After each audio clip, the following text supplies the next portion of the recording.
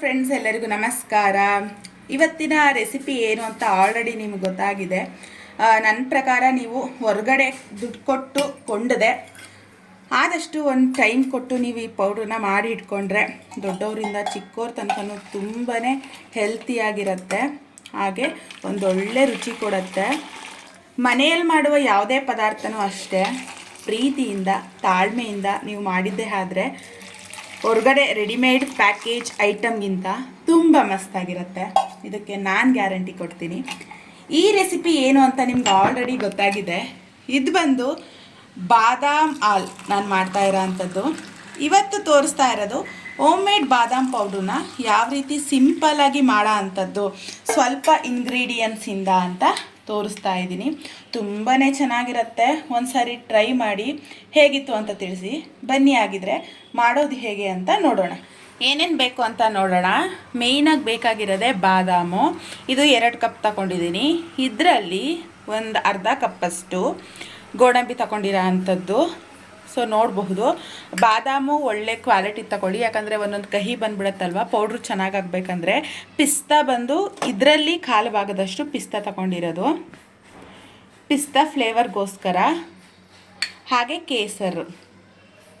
ಬಾದಾಮ್ ಪೌಡ್ರಲ್ಲಿ ಕೇಸರಿ ಕಲ್ಲರ್ ಇಲ್ಲ ಅಂತ ಅಂದರೆ ಅಷ್ಟು ಚೆನ್ನಾಗಿ ಅನಿಸಲ್ಲ. ಹಾಗೆ ಸಕ್ಕರೆ ತಗೊಳ್ಳಿ ನೀವು. ನಾನಿಲ್ಲಿ ಬಾದಾಮ್ ಈಟ್ ಆಗಿರೋದ್ರಿಂದ ಕಲ್ಲು ಸಕ್ಕರೆ ದೇಹಕ್ಕೆ ತುಂಬ ತಂಪು, ಹಾಗೆ ಸ್ವೀಟ್ ಅಂಶನೂ ಇರುತ್ತೆ ಅಂದ್ಬಿಟ್ಟು ಕಲ್ಲು ಸಕ್ಕರೆ ತಗೊಂಡಿದ್ದೀನಿ. ಇದನ್ನು ಹಾಕಬೇಕಿದ್ರೆ ಎಷ್ಟು ಅಂತ ಹೇಳ್ತೀನಿ. ಅಂದರೆ 2 ಕಪ್ ಬಾದಾಮ್ಗೆ ಇದೆಲ್ಲ ಹಾಕ್ತೀವಲ್ವ, ಸೊ 1 ಕಪ್ಪಷ್ಟು ಕಲ್ಲು ಸಕ್ಕರೆ ಹಾಕಿದ್ರೆ ಸಾಕು. ಹಾಗೆ ಕಲರ್ಗೋಸ್ಕರ ಅರಿಶಿನ. ಇದಿಷ್ಟು ಸಾಮಾನು ಇಷ್ಟೇ ಹಾಕೋ ಅಂಥದ್ದು. ಯಾವುದೇ ರೀತಿ ಹಾಲಿನ ಪೌಡರು ಎಲ್ಲ ಹಾಕೋದಿಲ್ಲ. ಇವಾಗ ಮಾಡೋದು ಹೇಗೆ ಅಂತ ನೋಡೋಣ ಬನ್ನಿ. ಆಗಿದ್ರೆ ಮೊದಲಿಗೆ ನಾನಿಲ್ಲಿ ಬಾದಾಮ್ ಹಾಕ್ತೀನಿ. ಯಾವುದೇ ರೀತಿ ಉರಿಯೋ ಹಾಗಿಲ್ಲ ಬಾದಾಮು, ಯಾಕಂದರೆ ಹುರಿದುಬಿಟ್ಟು ನೀವು ಈ ಥರ ಪುಡಿ ಮಾಡಿದ್ರೆ ಸೊ ಎಣ್ಣೆ ಬಿಟ್ಕೊಬಿಡುತ್ತೆ. ಆದ್ದರಿಂದ ಉರಿಬೇಡಿ ಬಾದಾಮಿನ. ಇದನ್ನು ನಾನು ಇವಾಗ ತರಿಯಾಗಿ ಪೌಡ್ರು ಮಾಡ್ಕೋತೀನಿ.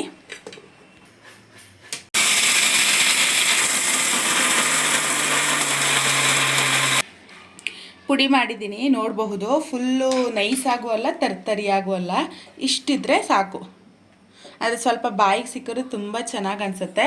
ಇವಾಗ ಒಂದು ಬೌಲ್ಗೆ ಹಾಕೋತೀನಿ. ಇನ್ನೊಂದೇನು ಅಂದರೆ, ನೀವು ಹಾಕುವಂತಹ ಬೌಲು ಹಾಗೆ ಪದಾರ್ಥ ಹಾಕಿರುವಂತಹ ಬೌಲು, ಮಿಕ್ಸಿ ಜಾರು ಪ್ರತಿಯೊಂದು ಹಾಗೆ ನಿಮ್ಮ ಕೈ ಎಲ್ಲವನ್ನು ನೀರು ಸೋಕಿಸ್ದೆ ಮಾಡಿ ತುಂಬ ದಿನ ಇಟ್ಕೋಬಹುದು. ನೀವು ಹುರಿದ್ಬಿಟ್ಟು ಇದನ್ನು ಪುಡಿ ಮಾಡಿದ್ರೆ ಎಣ್ಣೆ ಬಿಟ್ಕೊಬಿಡುತ್ತೆ. ಆದ್ದರಿಂದ ಹಾಗೆ ಪುಡಿ ಮಾಡಿದ್ದೀನಿ. ಇವಾಗ ಇದೇ ಮಿಕ್ಸಿ ಜಾರ್ಗೆ ಗೋಡಂಬಿ ಹಾಕ್ತೀನಿ. ನಂತರದಲ್ಲಿ ಈ ಪಿಸ್ತಾ ಹಾಕೋತೀನಿ. ಪಿಸ್ತಾ ಸಣ್ಣ ಸಣ್ಣ ಕಟ್ ಮಾಡಿ ಹಾಕೊಳ್ಳಿ, ಬಾಯಿಗೆ ಸಿಗತ್ತೆ ಅನ್ನೋದಾದರೆ. ನನಗೆ ಪೌಡ್ರೇ ಬೆಸ್ಟ್ ಅನಿಸುತ್ತೆ, ಅದೇ ಸ್ವಲ್ಪ ಬಾಯಿಗೆ ಸಿಗತ್ತೆ. ಪಿಸ್ತಾ ಜಾಸ್ತಿ ಹಾಕಬಾರ್ದು. ಬಾದಾಮಿಯ ಅರ್ಧದಷ್ಟು ಗೋಡಂಬಿಯ ಕಾಲು ಭಾಗದಷ್ಟು ಪಿಸ್ತಾ ಹಾಕೋಬೇಕು. ಇವಾಗ ಇದನ್ನು ಈ ರೀತಿಯೇ ತರಿಯಾಗಿ ಪೌಡ್ರ್ ಮಾಡ್ಕೋತೀನಿ. ಇವಾಗ ನೋಡಿ, ಪಿಸ್ತಾ ಹಾಗೆ ಗೋಡಂಬಿನ ಪುಡಿ ಮಾಡಿರೋ ಅಂಥದ್ದು. ಇದನ್ನು ಈ ಥರ ಮಾಡಿದ್ದೀನಿ. ಮುಟ್ಟಕ್ಕೆ ಎಷ್ಟು ಸಾಫ್ಟಾಗಿ ಬೆಣ್ಣೆ ಥರ ಇದೆ ಅಲ್ವಾ. ಸೊ ಇದನ್ನು ಈ ಬೌಲ್ಗೆ ಹಾಕ್ತೀನಿ. ನೀಟಾಗಿ ಅನಿಸುತ್ತೆ. ನೀವು ಯಾವುದೇ ರೀತಿ ಹೊರಗಡೆ ದುಡ್ಡು ಕೊಟ್ಟು ತಗೊಬಂದರೂ ಇಷ್ಟು ಒರ್ಜಿನಾಲಿಟಿ ಸಿಗೋದಿಲ್ಲ. ನೀವು ಮಕ್ಕಳಿಗೆ ತುಂಬ ಶಕ್ತಿ ಬರಲಿ, ಪ್ರೋಟೀನ್ ಪೌಡ್ರ್ ತಗೋತೀವಿ, ಅಷ್ಟು ದುಡ್ಡು ಕೊಟ್ಟು ಇಷ್ಟು ದುಡ್ಡು ಕೊಟ್ಟು ಅಂತೀರಲ್ವ. ಸೊ ನೀವು 1/4 kg ಬಾದಾಮಿ ತಗೊಬಂದರೆ ಸಾಕು. ಇದು ಬರೀ ಒಬ್ಬರೇ ಯೂಸ್ ಮಾಡ್ತೀವಿ ಮಕ್ಕಳಿಗೆ ಅನ್ನೋದಾದರೆ ತುಂಬ ದಿನ ಬರುತ್ತೆ. ಸೊ ನಾನು ಗೋಡಂಬಿ ತಗೊಂಡಿದ್ದೆ ಅಲ್ವಾ, ಅದೇ ಕಪ್ಪಲ್ಲಿ ಕಲ್ಲು ಸಕ್ಕರೆ ತಗೋತಾ ಇದ್ದೀನಿ. ನಿಮ್ಮ ಆಪ್ಷನ್ನು ಬೆಲ್ಲ, ಸಕ್ಕರೆ ಏನಾದರೂ ತಗೋಬಹುದು. ಇದರಲ್ಲಿ ನಾನು ಸುಮಾರು 1.5 ಕಪ್ಪಷ್ಟು ಹಾಕೋತೀನಿ. ದೊಡ್ಡ ಕಪ್ಪಲ್ಲಾದರೆ 1 ಕಪ್ಪಷ್ಟು ಸಾಕು. ಅಂದರೆ ಬಾದಾಮಿ ತಗೊಂಡಿದ್ನಲ್ಲ ಅದರಲ್ಲಾದರೆ, ಇದರಲ್ಲಾದರೆ 1.5 ಕಪ್ಪಷ್ಟು ಬೇಕು. ಇದಕ್ಕೇನೆ ನಾನು ಕಲರ್ಗೋಸ್ಕರ ನಾನಿಲ್ಲಿ ಅರಿಶಿನ ಹಾಕ್ತಾಯಿದ್ದೀನಿ. ಅರ್ಧ ಟೀ ಸ್ಪೂನಷ್ಟು ಅರಿಶಿನ ಹಾಕಿದ್ದೀನಿ.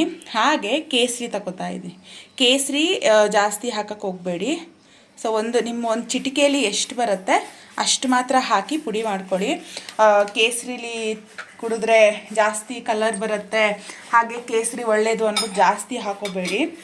ನಮ್ಮ ದೇಹಕ್ಕೆ ಎಷ್ಟು ಬೇಕೋ ಅಷ್ಟೇ ಬೇಕಾಗಿರೋ ಅಂಥದ್ದು. ಸೊ ಇದನ್ನು ನಾನು ಪೌಡ್ರ್ ಮಾಡ್ಕೋತೀನಿ.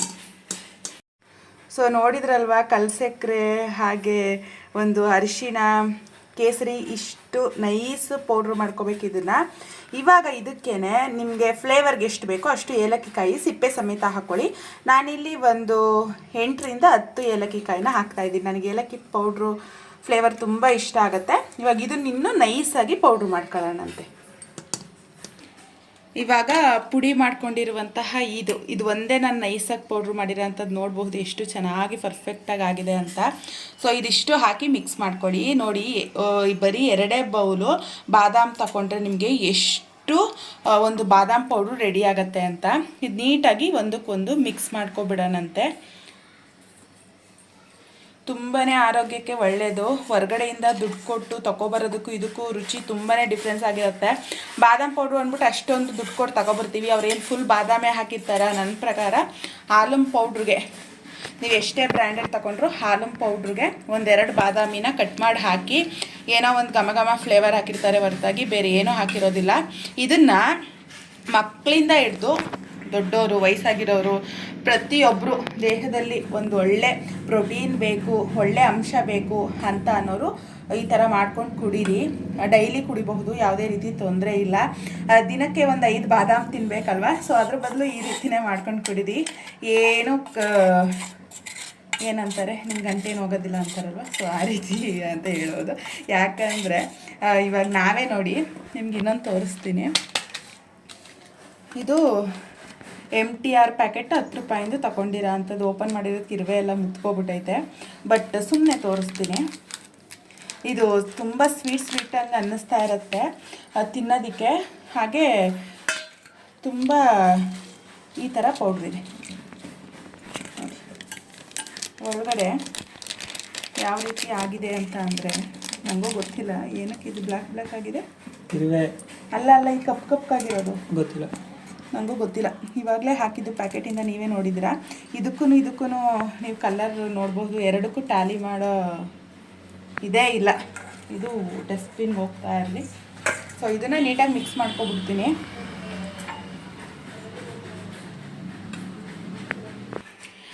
ನೀಟಾಗಿ ಮಿಕ್ಸ್ ಮಾಡ್ಕೊಂಡಿದ್ದೀನಿ. ಇವಾಗ ನೀಟಾಗಿ ಒಣಗಿರುವಂತಹ ಒಂದು ಬಾಕ್ಸ್ಗೆ ಹಾಕ್ತಾಯಿದ್ದೀನಿ.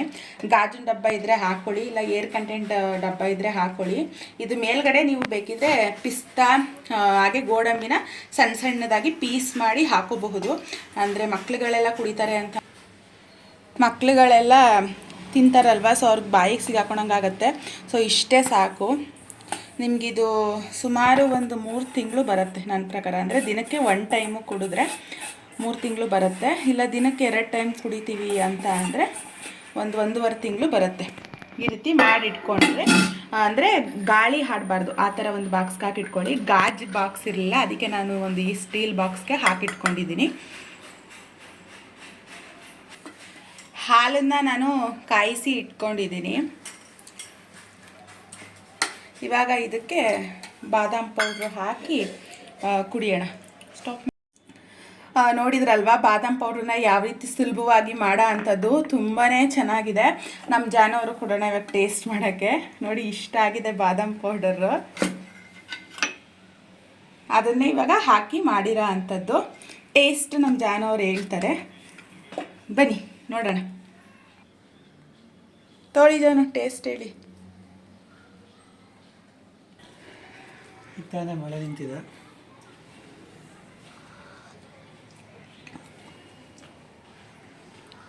ಅವ್ರಿಗೆ ಬಿಸಿ ಬಾದಾಮ್ ಅಲ್ಲಿ ಕೊಟ್ಟಿದ್ದೀನಿ. ಕೋಲ್ಡು ಚೆನ್ನಾಗಿರುತ್ತೆ, ಬಿಸಿನೂ ಚೆನ್ನಾಗಿರುತ್ತೆ. ಬಿಸಿಲು ಚೆನ್ನಾಗಿದೆಯಾ? ನಿಜ ಹೇಳಬೇಕು, ಬಿಸಿಲು ಚೆನ್ನಾಗಿದೆ. ಬಟ್ ಏನಿದು ಹಳದಿ ಕಲರ್ ಏನು ಗೊತ್ತಿಲ್ಲ. ಬಾದಾಮ್ ಹಾಲು ಅಂದರೆ ಬಾದಾಮ್ ಹಾಲು ಅಂದರೆ ಯೆಲ್ಲೋ ಕಲರ್ ಇದ್ಬಿಡ್ಬೇಕಾ? ಕೆಳಗಡೆ ಬಾದಾಮ್ ಹಾಲು ಎಲ್ಲ ಕಲರ್ ಬಿಟ್ಕೊಂಡಿದ್ದೆಲ್ಲ ಕಾಣಿಸ್ತಿರ್ತಲ್ಲ, ಇದ್ರಲ್ಲಿ ಇಲ್ವಲ್ಲ. ಇದು ಹೋಮ್ ಮೇಡ್, ಹೆಲ್ತಿ. ಅರಿಶಿನ ಹಾಕಿರೋದ್ರಿಂದ ಕಫ ಕಟ್ಟೋದಿಲ್ಲ ದಿನ ಹಾಲು ಕುಡಿದ್ರೆ. ಚೆನ್ನಾಗಿದೆಯಾ? ಇಷ್ಟ ಆಯ್ತಾ?